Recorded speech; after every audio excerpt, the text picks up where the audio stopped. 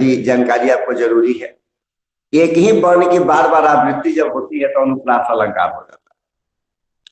तो वही कवि की यहाँ अभिव्यक्ति देखिए, कालिंदी कहते हैं जमुना को, जमुना का एक पर्यायवाची नाम है कालिंदी, कुल कहते हैं किनारा को। तो जमुना के किनारे कालिंदी कुल कदम्ब के डारण, लगातार कवर्ण की आवृत्ति हो रही है। अब फिर से एक बार इसको देख ले, यदि ईश्वर यदि आपको इंसान बनाना हो तो मुझे ग्वाल बनाए जो कृष्ण के साथ रहे, यदि पशु बनाना है तो वह गाय बनाइए जो नंद की गायों के बीच में रहे, यदि पत्थर बनाना है तो वह खंड बनाइए जो गोवर्धन पर्वत में लगा हो, और यदि कोई पक्षी बनाना है तो वह पक्षी बनाइए जो बराबर कालिंदी कुल कदम्ब के डारण, जो बराबर जमुना के तट पर कदम्ब के पेड़ों के पास मौजूद रहे। मतलब जो भी स्थिति हो, कृष्ण का सानिध्य मुझे प्राप्त रहे, यही कहलाता है अंतिम स्तर का समर्पण। देखिए, दो चीज होती है। एक व्यक्ति, दुनिया के सारे व्यक्ति ईश्वर को मानते हैं, नहीं मानने वाले कोई नहीं है, सभी मानते हैं, अपनी अपने तरीके से मानते हैं। तो हम लोग कहते हैं कि नास्तिक है, ये आस्तिक है, मानता सब। अब देखिए, एक का मानना है कि ईश्वर मुझे जिस परिस्थिति में रखना चाह रहा है उसमें रखे, मुझे कोई एतराज नहीं है, क्योंकि मैं ईश्वर के प्रति समर्पित हूं। एक का मानना है। दूसरे का मानना है कि नहीं, जो हमारे साथ परिस्थिति है मैं उसी के मुताबिक अपने ईश्वर को ढालने की कोशिश करूंगा। ईश्वर प्रदत्त वस्तुओं के मुताबिक जो संपूर्ण को ढालने की कोशिश एक है, और एक है कि जो प्रकृति प्रदत्त संसाधन मुझे जैसे मिल रहे मैं उसी में खुशहाल हूं, चाहे विधि राखे राम ताहि विधि रहिए की जो भावना है, इसको हम ऐसे समझ सकते हैं। देखिए, जैसा मैंने भी बताया, एक वह व्यक्ति है जो नीरव और एकांत में प्रकृति की गोद में अपनी आश्रम में पड़ा हुआ है, वो भी ईश्वर की पूजा कर रहा है। और वो एक व्यक्ति वो है जो बड़ी भवन अट्टालिका में भी ईश्वर की पूजा कर रहा है। दोनों में बस फर्क थोड़ा सा मानना है। एक ताले में ईश्वर को बंद कर दे रहा है कि भाई कहीं कम से कम ये मेरे ईश्वर हैं, कहीं जा नहीं पाए, दूसरे के ईश्वर नहीं बने। और एक है जो प्रकृति की गोद में आश्रम में खुले प्रांगण में विश्व कल्याण की दुआ कर रहा है, विश्व कल्याण की कामना कर रहा है, अपने ईश्वर से मांग रहा है, वो ईश्वर की इबादत कर रहा है। अपनी अपनी आस्था और भावना पर निर्भर है। यहाँ रसखान की ये भावना है, चाहे स्थिति चाहे जो भी हो, लेकिन कृष्ण का सानिध्य मुझे प्राप्त होता है। इसके लिए सारा कष्ट कवि जो है सो सहने को तैयार है।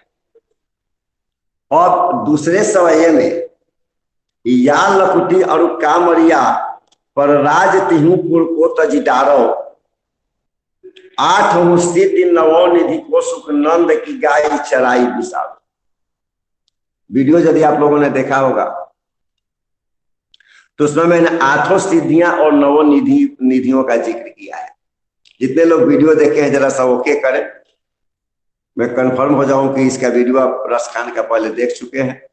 कहीं से कुछ रिप्लाई यस किया है तो मैं उसको थोड़ा, जब आपके सामने होगा तो समझने में आपको आसानी होगी। सिद्धियों की संख्या, चलिए, एक का नो सर आ रहा है, बाकी यस सर आ रहा है, एक का यस सर है, बीना सिन्हा आपका नो सर है, मैक्सिमम नो सर के मारा है, जबकि ये वीडियो रसखान का आप लोगों को डल चुका होगा, इसमें कोई दो राय नहीं। खैर चले, मैं संकेत दे रहा हूं। सीधी 8 होती है। मैं भी बात करूंगा कि हाँ आपने क्यों नहीं देखा है, क्या आपने वीडियो नहीं देखा रसखान का, आपके पास लिंक नहीं गया, भेजा नहीं गया, या आप नहीं देख पाए? अभी आया है, चलिए ठीक है, चूंकि थोड़ा पहले भेज देना चाहिए लेकिन अभी आया है। चलिए, सीधी 8 होती है, ये मुश्किल से किसी किसी को प्राप्त होती है। गोरखनाथ हो, रामकृष्ण परमहंस हो, आठों सिद्धियां और नौ निधियां बामुश्किल ही किसी को प्राप्त होती है। एक हनुमान के बारे में जरूर मिलता है, अष्ट सिद्धि नौ निधि के दाता। आठों सिद्धियां और नौ निधियां उनके हस्तगत। अब ये सिद्धि क्या है, जरा हम इस पर संकेत दें। सिद्धि 8 होती है, वीडियो में आपको खुला आशा होगा।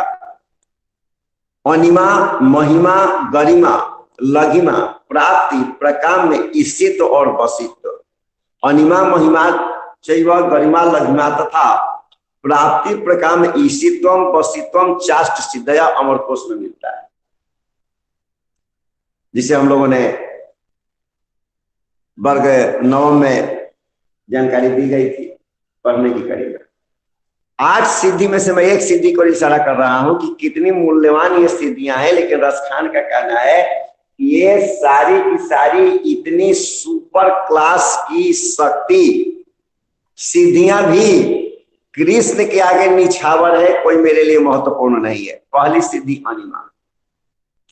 जो व्यक्ति अनिमा सिद्धि को प्राप्त कर लेता है उसका शरीर हाइड्रोजन गैस से हल्का हो जाता है। जरा सोच लें, यदि आपका शरीर हाइड्रोजन गैस से हल्का हो जाएगा तो क्या होगा, आप उड़ने लगे। अब लोग ये कहते हैं कि हनुमान भी उड़ करके समुद्र को पार कर करके लंका में चले गए, तो कौन सी बड़ी बात है भाई। तो योग बल से हाइड्रोजन गैस से हल्का कर लिया और फिर इसके बाद परेशानी नहीं, आप उड़ने लगेंगे। रही बात दिशा निर्देश का कि किधर जाना है, तो आपको मिल जाएगी, चूंकि 9 निधियां भी तो आपके साथ। ये 8 सिद्धियां और 9 निधियां काफी बेमिसाल हैं, सबको हासिल नहीं हो पाती हैं। लेकिन रसखान क्या कहना है कि नहीं, 8 सिद्धियां 9 निधियां भी मेरे लिए बेकार हैं, मेरे लिए कुछ महत्व नहीं रखती हैं। कृष्ण के आगे ये सब की सब बेकार है। 8 सिद्धि 9 निधि को सुख नंद की गाय चराई विचारो।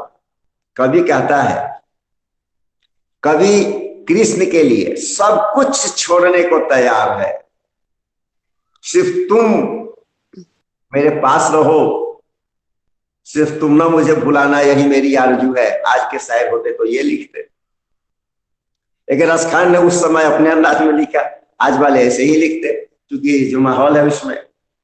क्योंकि एक बात ध्यान रखेंगे, कौन किस आस्था से ईश्वर की पूजा कर रहा है, इस बात को ईश्वर जानता है। एक बहुत बड़े शायर ने कहा, सभी मतलब के दीवाने मोहब्बत कौन करता है, खुदा भी जानता है कि इबादत कौन करता है। आपको लग रहा है कि ईश्वर को पता नहीं, उसे सब पता है कि आप किस तरीके से, किस आस्था से, किस भक्ति से उसकी इबादत करें, उसे सब कुछ पता है।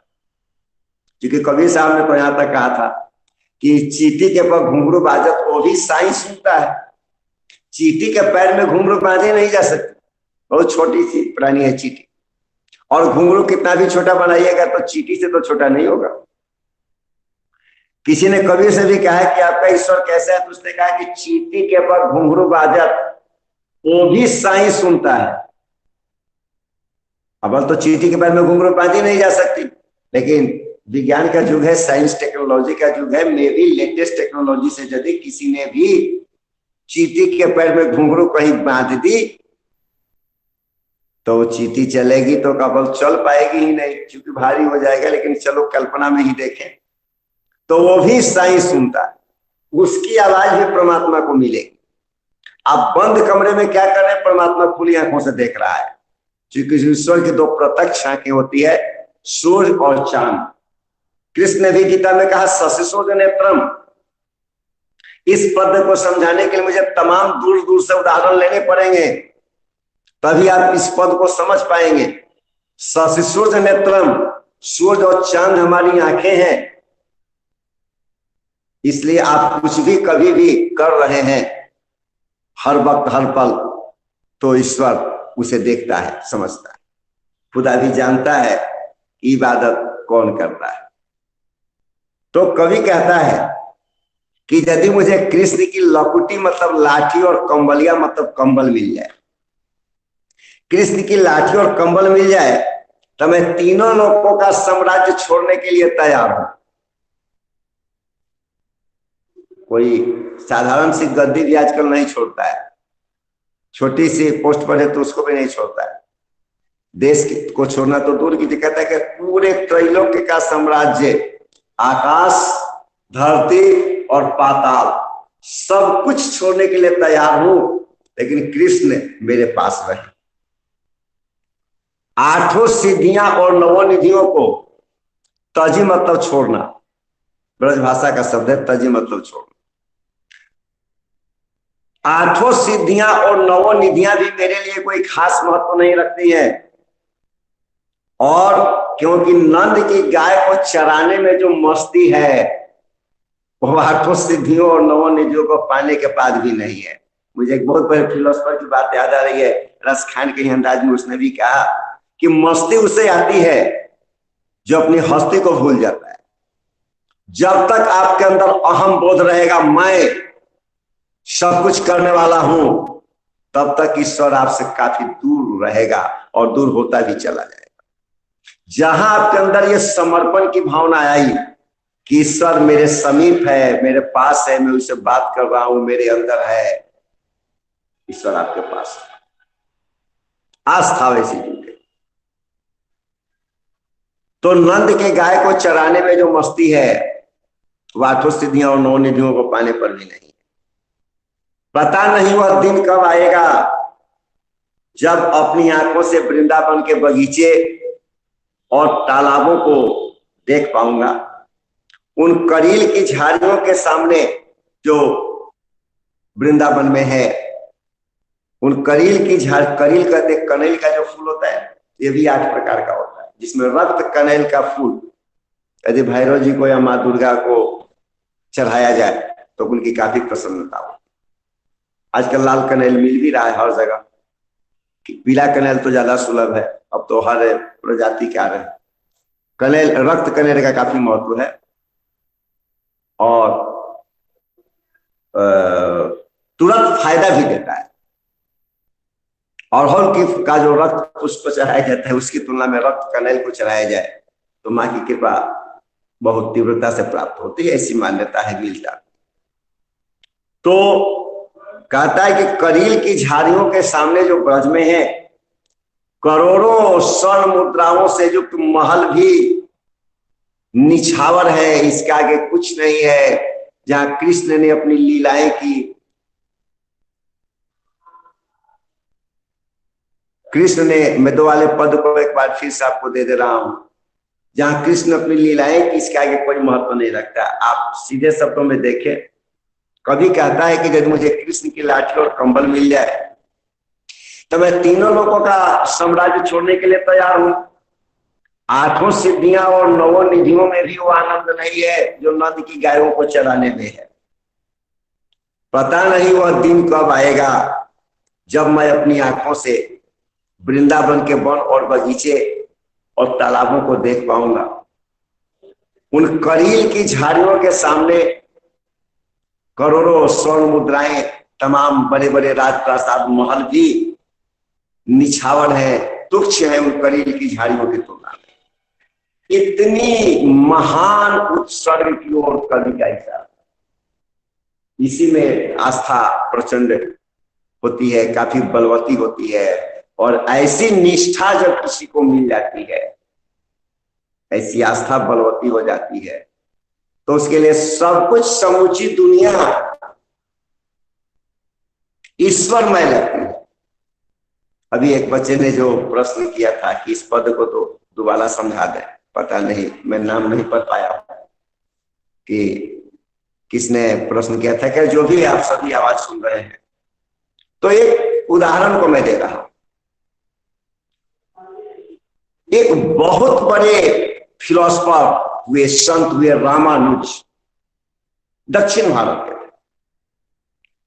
आज सनातन धर्म में रामानंद की, ये रामानुज की स्थिति ये है कि जत तत प्रवचन करने की कड़ी में लोग रामानुज का स्मरण करते हैं, रामानुज चरणौ शरणम प्रपद्ये। इसे ऐसे समझे आज वर्तमान भारत में भी 4 शंकराचार्य होते हैं जो भारत के 4 दिशाओं में स्थापित मतों के हेड हुआ करते हैं, प्रधान हुआ करते हैं। उन्हीं की बात को सरकार मान्यता देगी। पूरब में आपको जगन्नाथपुरी, पश्चिम में द्वारिका, उसके बाद सागर ही है। द्वारिका के बाद जिला जामनगर पहले था, तो द्वारिका भी जिला हो गया। पूरब में आप यहाँ उड़ीसा में देखिए पुरी को, पूरा पश्चिम हो गया। फिर दक्षिण में आप देखें कांची कामकोटि को, और उत्तर में बद्रिकाश्रम को। भगवान आदि शंकराचार्य ने 4 मठों की स्थापना करके सनातन धर्म की रक्षा की। तो देश में 4 शंकराचार्य होते हैं। एक रामानंदाचार्य होते हैं। रामानंदाज मध्यमा अस्मदाचार्य पर्यंताम वंदे श्री गुरु परंपराम का लोग उद्घोष करते हैं। एक रामानंदाचार्य होते हैं और एक रामानुजाचार्य होते हैं, जो आज भी होते हैं। वो गद्दी है। एक बहुत बड़े संत दक्षिण के रामानुज जब अपने शिष्यों के साथ चल रहे थे, तो रास्ते में उन्होंने देखा कुछ बच्चे मिट्टी से मंदिर का खेल खेले थे। भगवान की भी मूर्ति बनाए थे, मंदिर भी बनाए थे, सारी चीजें बच्चे बनाकर खेले। रामानुज जैसे उच्च श्रेणी के संत प्रणिपात की मुद्रा में भूमि पर लेट जाते हैं और पूरी विनम्रता आस्था से अपनी प्रणति को निवेदित करते हैं, प्रणाम करते हैं। उनके शिष्यों को काफी आश्चर्य होता है। बाद में उनके शिष्यों ने पूछा कि आप तो वहां जमीन पर लेट करके आपने प्रणाम किया, जहां बच्चे खेल खेल में भगवान का खेल खेले थे, खेल खेल में भगवान का खेल खेले थे, इसमें भी अच्छा अनुप्रास हो जाएगा। जैसे बहुत बड़े राहत इंदौरी ने भी कहा था, अच्छा खेल खेला तूने खेल खेल में। खेल खेल शब्द का बार बार हो रहा, अनुप्रास काफी चलेगा। खैर मैं भी राहत इंदौरी को नहीं बढ़ूंगा, रामानुज की ओर हूं। रस खान भी है सामने। तो उन्होंने अपने शिष्यों को कहा कि देखो, उस वक्त बच्चों के दिमाग में ईश्वर के प्रति प्रचंड आस्था आई होगी, तभी बच्चों ने ईश्वर का मंदिर का खेल खेला। नहीं तो बच्चे चोर सिपाही खेलते। मंदिर का खेल क्यों खेला? चूंकि उनके अंदर से तरंग अवश्य आई होगी कि आइए हम लोग भगवान का खेल खेलिए। भगवान की प्रेरणा के बिना संभव नहीं। इस श्रेणी का जिस दिन आपका चिंतन हो जाएगा, रसखान की नजर आपको मिल जाएगी, और फिर रसखान की नजर से आप दुनिया को देखेंगे तो सभी आपको अपने नजर आएंगे। सुनी चाहिए सोपा के चपनिता समदर्शना, गीता का और सिद्धांत भी सही नजर आएगा। ये दूसरा पद था कि कृष्ण के आगे सब कुछ निछावर है। अब जरा देखिए, जब प्रेम ऊंचाई पर होता है तो यदि इसमें जुदाई नहीं हो तो प्रेम का कोई मतलब नहीं है। प्रेम की वो पराकाष्ठा पर पहुंचने के लिए, ऊंचाई तक जाने के लिए जुदाई बहुत जरूरी है, तन्हाई नितांत जरूरी है। बिना तन्हाई जुदाई के प्रेम इस अपनी ऊंचाई पर नहीं जा सकता। फिर वो कबीरा की दीवानगी नहीं दिख सकती, और मीरा की भी दीवानगी नहीं दिख सकती, जिन्होंने प्रेम को उत्कर्ष को ऊंचाई दी। रसखान उस श्रेणी के कबीर और मीरा की श्रेणी के ही साधक है, शायर है। हाँ, सोच थोड़ी हल्की इधर उधर है, लेकिन उद्देश्य दोनों का एक है। सबका उद्देश्य एक है, ईश्वर प्राप्ति। तो प्रेम में अलगाव भी जरूरी है भाई। यदि अंधकार नहीं होगा तो प्रकाश का कोई महत्व नहीं रह जाएगा। तो जब जुदाई होती है, अलगाव होता है, तो प्रेम और मजबूती से आगे की ओर बढ़ता है। तरफ है मेरे दिल, तरफने से जरा तस्कीन होती है, शायद ये भी लिखता है। आज के रसखान इसे अपने शब्दों में एक गोपी के माध्यम से व्यक्त कर रहे हैं, जिसका मोर पखा सिर ऊपर राखी हो से ये पद प्रारंभ है। गोपी एक गोपी है जो कृष्ण का स्वर्ण धरना चाहती है, कृष्ण की तरह अपना वेश बनाना चाहती है। क्या वो कहती है कि मैं कृष्ण की भांति सिर पर मोर पंख को का मुकुट पहनूंगी। जरा देखेंगे, मैं कृष्ण क्या रोल करने के लिए, कृष्ण सा दिखने के लिए मोर पंख का मुकुट तो पहनूंगी, गले में माला भी पहनूंगी फूलों की, पीला वस्त्र भी पहनूंगी क्योंकि कृष्ण पीतांबर कहलाते हैं, हाथ में लाठी भी ले लूंगी और वन में गाय बालों को गो बालाओं के साथ गायों को चराने का भी काम कर लूंगी। मैं वो सारे काम करूंगी, मुझे कोई एतराज नहीं है जो कृष्ण को प्रिय है, लेकिन मैं कृष्ण की मुरली को अपने होठों पर नहीं रखूंगी क्योंकि सारी गड़बड़ इस मुरली की वजह से हो रही है। न ये मुरली होती तो कृष्ण के होठों पर मेरे होठ होते, ये मुरली नहीं होती। यहां ध्यान देंगे कैसे भी व्यंजना है, मुरली भी स्त्रीलिंग है और गोपी भी स्त्रीलिंग है, और एक महिला दूसरे महिला की बड़ाई में सुन ही नहीं सकती। आप किसी महिला से किसी दूसरे महिला की जरा प्रशंसा कर देखें, आपको समझ में आ जाएगा। संभवतः इसी को ध्यान में रखकर गोस्वामी जी ने भी कहा, मोह न नारी नारी के रूप। एक नारी को दूसरे नारी की खूबसूरती अच्छी लग ही नहीं सकती है, ये प्रकृति प्रदत्त है, ईश्वर प्रदत्त है, इसे इनकार नहीं किया जा सकता। अब गोपी को इस बात की ईर्ष्या हो रही है कि मैं कृष्ण के अधरों का रसपान करने के लिए तड़प रही हूं, विकल हूं, बेचैन हूं। और इस जरा मुरली को देखो, हर वक्त कृष्ण के होठों से चिपकी हुई है, तो थोड़ी ईर्ष्या तो होगी ही, जलन तो थोड़ी होगी। इस तरीके से सौंदर्य में भी व्यंग की अनुभूति,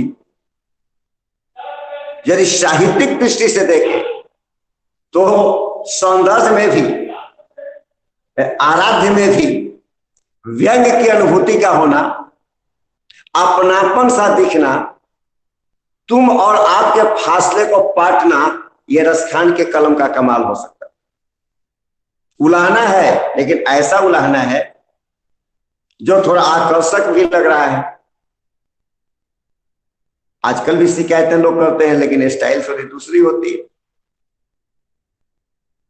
मुझे स्मरण आ रहा है, सीता जब वनगमन के लिए प्रस्थान होती है, कौशल्या के पास जाती है, लास्ट वाले पर ही आ रहा हूं, तो प्रणाम करती है तो जरा शब्दों को देखिए, दिन ही आशीष सास मृदुबानी। कौशल्या जो सास की भूमिका में मधुर शब्दों में उसने आशीर्वाद दिया। आजकल कोई महिला सास को प्रणाम कर देखी, कितनी मधुरता से आशीर्वाद मिलेगा, 2 पल में पता लग जाएगा। कोई बिरले सौभाग्यशाली होंगे जिन्हें प्राप्त होगा, ये वर्तमान स्थिति बतला रही है। मैं ये नहीं कह रहा हूं कि हर सब के सब बेकार ही है, कुछ अच्छे भी हैं, होंगे नहीं तो काम नहीं चलेगा। तो कवि के अपने माध्यम से कहता है कि मैं वो सारे काम करूंगी जो कृष्ण को प्रिय है। मैं उनका मोर पंख पहन लूंगी मुकुट के रूप में, गले में घुंघची की माला भी पहन लूंगी, पीला वस्त्र धारण कर लूंगी, हाथ में लाठी भी ले लूंगी, जंगल में ग्वाल बालों को चराने का भी काम होगा ग्वालों के साथ।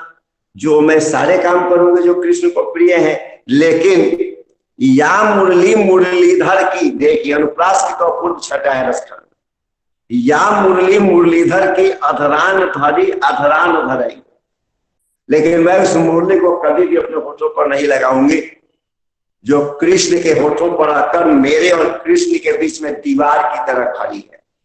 कोई भी बर्दाश्त नहीं करेगा। भाई मैं गोपी की बात क्यों कहूं कि उसी को ज्यादा करो, कोई भी बर्दाश्त नहीं करेगा। एक स्वाभाविक सी प्रक्रिया है, और यदि कोई इसे बृहत अर्थ में भी ले रहा है तो मैं भी अर्थ में कोई विशेष परिवर्तन नहीं हो रहा है। सामान्य सी अवस्था में इंसान को अच्छा नहीं लगता है कि वह जिसको चाहता है और वो चाहने वाला किसी दूसरे को चाहने लगे, तो फिर तो वही भर्तरी बात, हरि की बात आ जाएगी, धिक्ताम चतम चमदलम चैमाम चमाम, सबको धिक्कार। तो उलाहना भी जो है वो खूबसूरती के साथ, और यही सही व्यंग कहलाता है। क्रोध में जब सौंदर्य बोध आ जाता है तो एकदम सुपर क्लास का व्यंग हो जाता है। लेकिन भक्ति का इसमें इतना शक्तिशाली प्रवाह है कि काफी रोचक हो गई है ये कविता। और चौथे पद में जो अंतिम पद है, इसमें कवि कहता है कि कान निदय अनुरी रहिबो जब ही मुरली ध्वनि मंद पर जय हो। इसके पढ़ने की छंद की प्रक्रिया अलग होती है। कान निदय अंगुरी रहिबो जब ही मुरली ध्वनि मंद पर जय हो। इसमें भी एक गोपी उलाहना ही दे रही है।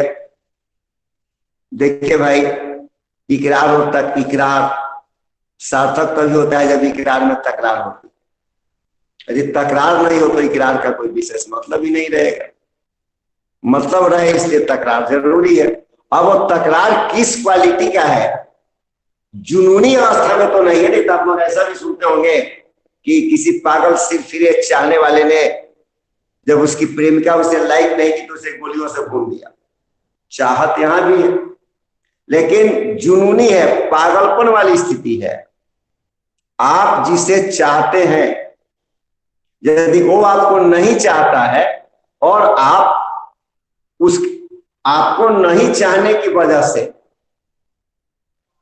किसी दूसरे को चाह रहा है, आप उसका अनिष्ट कर दे, ये प्रेम के साथ वफादारी नहीं, प्रेम के प्रति धोखा है। इसे और शब्दों में समझे। मान लीजिए मैं जिसे लाइक कर रहा हूं, इस उम्मीद के साथ कि वो भी मुझे लाइक करे, लेकिन यदि वो मुझे छोड़कर किसी दूसरे को लाइक कर रहा है और मैं उसे कोई चोट पहुंचाने की कोशिश कर रहा हूं, इसका मतलब कि मैं सच्चे दिल से उसे नहीं चाह रहा हूं। चाहत की यह पराकाष्ठा है। पहले की कविताओं में ऐसी मिलेगी, आज थोड़ा मुश्किल सा लगता है। खैर हो भी सकता है, मैं इनकार नहीं कर रहा हूं कि आज स्थिति ऐसी नहीं हो सकती। आप जिसे चाहते हैं, आप कभी किसी कीमत पर उसका अनिष्ट नहीं करेंगे, भले वो आपको चाहे या न चाहे। एक अभिभावक की सी भूमिका हो जाती है। रसखान ने अपने इसी नोकझोंक को गोपी के माध्यम से व्यक्त किया है कि किस परिस्थिति में क्या होगा। गोपी के रूप में रसखान कहते हैं, कान निदय अंगुरी रहिबो, जब कृष्ण मंद मंद बांसुरी बजाएंगे, जब कृष्ण मंद मंद बांसुरी को बजाएंगे तो मैं उसे नहीं सुनूंगी। देखते हैं छोटा बच्चा यदि थोड़ा चीज जाता है तो बोलता है मैं गुस्सा हूं, मैं नहीं सुनूंगा। हालांकि वो सब सुनता है, और चूंकि आप उसे तवज्जो नहीं देते तो जानबूझ करके आपका ध्यान अपनी ओर आकृष्ट भी करता है ताकि आपको याद आए। मैं कृष्ण जब मंद मंद बांसुरी को बजाएंगे, जब बजाएंगे तो मैं उसे नहीं सुनूंगी। मैं अपने कानों में उंगली डालूंगी, मैं अपने कानों में उंगली डालूंगी, नहीं सुनूंगी। और जैसे फागुन के महीने में अटारियों पर चढ़ करके लोग जो लोकगीत गाते हैं, गोधन गाते हैं, मैं उसको भी नहीं सुनूंगी, कृष्ण के बांसुरी की आवाज को भी नहीं सुनूंगी। और सारे ब्रजवासियों को चीख चीख कर ये कहना चाहूंगी कि मैं उनकी बांसुरी या गोधन के ताने को नहीं सुनूंगी। चाहे कोई कुछ भी कहे, कुछ भी करे, परंतु उस समय मुझे अपने मुख की मुस्कान संभाले नहीं संभलेगी। मतलब गोपी भी सचमुच में कृष्ण का अनिष्ट नहीं चाह रही है, लेकिन उलाहना कैसी, धमकी कैसी है? आजकल धमकी कुछ अलग होगी कि मैं उनकी बांसुरी की आवाज को नहीं सुनूंगी, जो गोधन गाया जाता है उसे भी नहीं सुनूंगी, बल्कि सारे ब्रजमंडल में मैं चीख चीख करके कहूंगी कि मैं उनकी कोई भी ताने नहीं सुनूंगी। लेकिन ऐसा करते समय मेरे मुख की जो मुस्कान है, जो मेरे हाव भाव होंगे, भाव भंगिमा होगी, उसमें मेरी हंसी नहीं रुक पाएगी। ये एक अलग व्यंग है। मतलब मुस्कान मेरे मुंह की जो है वो नहीं समझेगी। कहने का मतलब कि कृष्ण की बंसी में वो कशिश है, वो आकर्षण है कि जब वो बंसी बजेगी तो मैं उस संगीत के वश में हो जाऊंगी। यहां भी देखिए समर्पण ही दिख रहा है। और समय मुझे दिख रहा है आज 54 या 55 के आसपास हो रहा है। इससे संबंधित सारे प्रश्नों का आप लोग हल करेंगे। 4 पद रसखान के हो रहे हैं, इससे संबंधित प्रश्नों का आप लोग हल करेंगे। और कोई यदि आपकी समस्या हो तो उसे पूछ सकते हैं, और नहीं तो एक एक बच्चा अपनी उपस्थिति दे दे, मैं देख लूं कौन कौन है।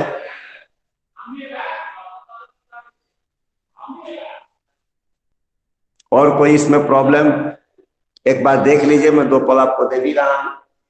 चारों पद में रसखान अपनी प्रचंड भक्ति को दर्शाए हैं कृष्ण में। एक्चुअल भक्ति सच पूछो तो होनी भी ऐसी ही चाहिए, चाहत ऐसी ही होनी चाहिए, चाहत ऐसी ही होनी चाहिए।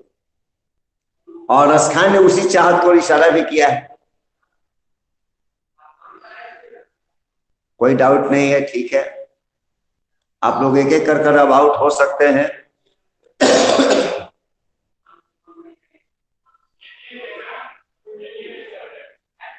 फिर से अनुष्का किस पद के बारे में?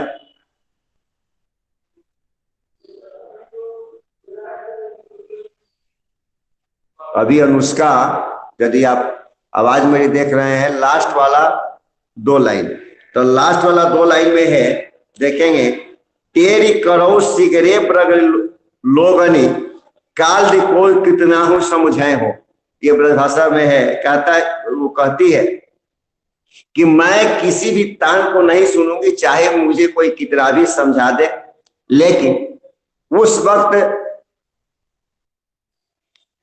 फिर किसका आप बोल रहे हैं? पंक्ति स्पष्ट करें, पद संख्या कितनी?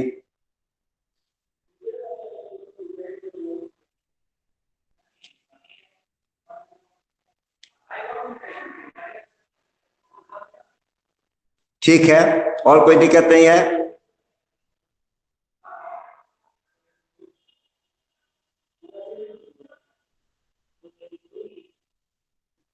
ठीक है, टाइम भी 56 हो गया। 9 सर सबका आ जाए, उसके बाद ही मैं बढ़ूंगा।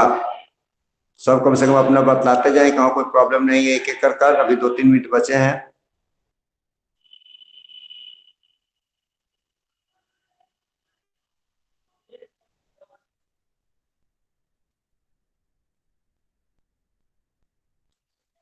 ठीक है।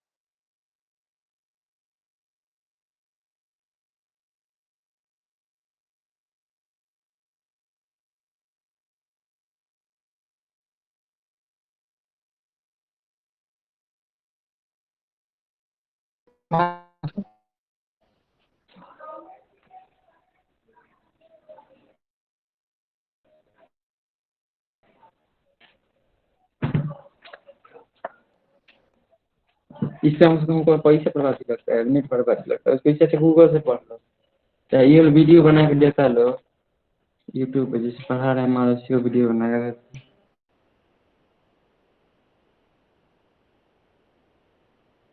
है। बोल सुनाई